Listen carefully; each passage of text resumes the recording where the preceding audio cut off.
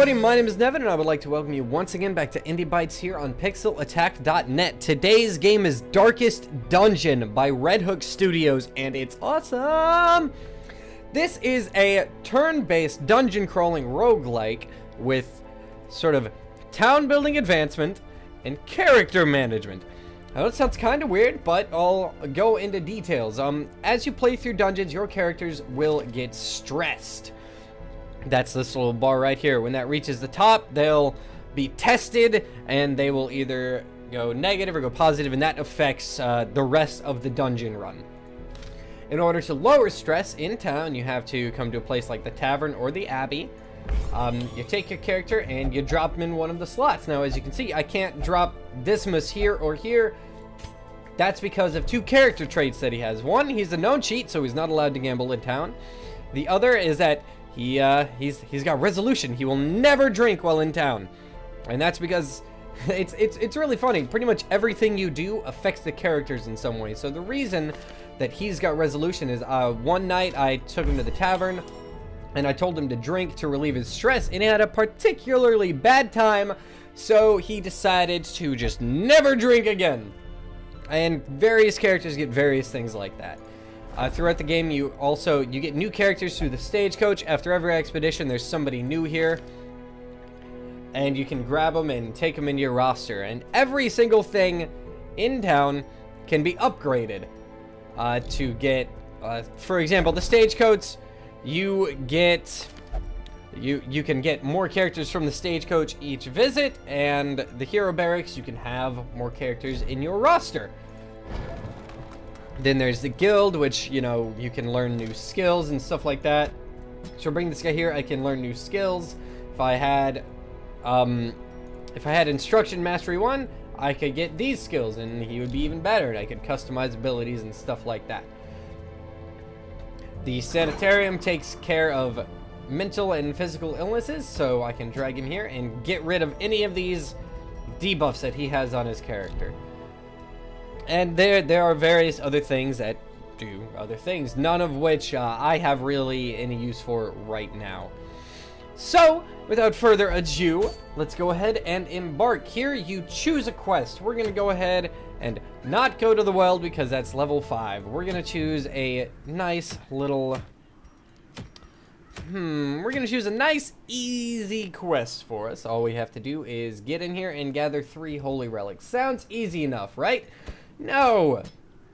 Probably not going to be too easy. So each character has a preferred position in combat and preferred target in combat. And this is basically because every attack and ability that you have has a position. So right here, this wicked hack can only be used if Hugh is in the first or second positions, and it will attack the first and or second position. It's very, very self-explanatory. I wouldn't say self-explanatory, but it's very easy to pick up. She likes to be right about here, and then I think we've got one guy at least that should like being in the back. Come on, somebody. We have nobody that actually wants to be in the back, which is disappointing. Do you? Yeah, but I don't really want to take her out there because she's super stressed already.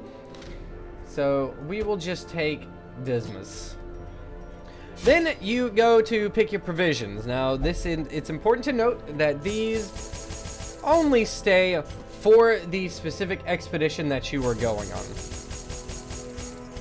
I typically like to grab 12 food if I'm going camping, just because I think it's a good idea. Grab a bandage, grab a key because it can't hurt, and that's pretty much it. Then we embark. You have a little loading screen while it generates the level, because every dungeon, every time you run, it's a procedure. It's a randomly generated dungeon. Collect the scattered scraps of faith. So here, this voiceover, spot on. It's really, really awesome. They could not have chosen a better voice. Controls are pretty simple. You can use A and D, or you can click. I prefer to click because it's fun to just kind of sit back, relax, and play with just the mouse. And this is the dungeon that we got. Wow, this is great. Let's go ahead and get set. You click to move to another room, and then you click in front of you and you'll start going.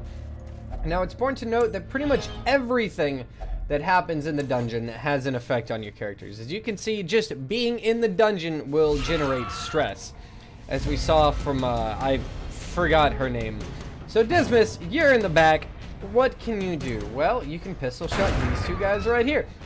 And I want to say that it's very, very cool. Like, I find it really interesting how visceral and weighty this combat manages to feel, even though it's only turn-based. You wouldn't think this would be so visceral and so guttural, but it is, and I think that's all because of the art style and the sound and the way the characters move, just all coming together.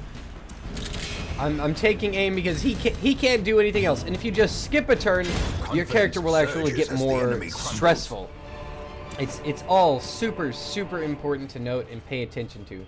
Now, as you noticed, I picked up, when we were in town, some of the provisions that I gathered were torches, and that's because as time goes on, the torch will go down and it will become darker, and when the torch goes out, it's harder, the game gets harder, and it's just not good for you, and characters react to it. So let's see. Undead are immune to bleed, so we are just gonna smack this guy right in the face. Various types of monsters have different buffs and debuffs. So undead are immune to bleed, but they can be poisoned, and they're weak against holy damage. Which there isn't like damage specified as holy, but there are abilities that do more damage to undead, and flavor-wise, they're pretty much just holy attacks. Now, this game is hard. It is unforgiving. Just before recording this, I spent probably about 15. I spent about 15 minutes in a dungeon, and about 10 of those minutes were on a single boss fight that I ended up losing. My entire party wiped. I gained nothing from the expedition. I lost all of my loot. It was tragic, but I learned my lesson. And time still passes even if you lose. Every expedition takes about a week in-game time. And while I'm down here doing this, that guy that I put in the church to pray, anybody that I put in the tavern, anybody that I put in the sanatorium, they are being worked on. Oh, and it's so satisfying when you get a crit. So satisfying. Let's go ahead and just smack this guy with an axe. A pickaxe, that is. Bam! Very simple. Very easy. It's intuitive.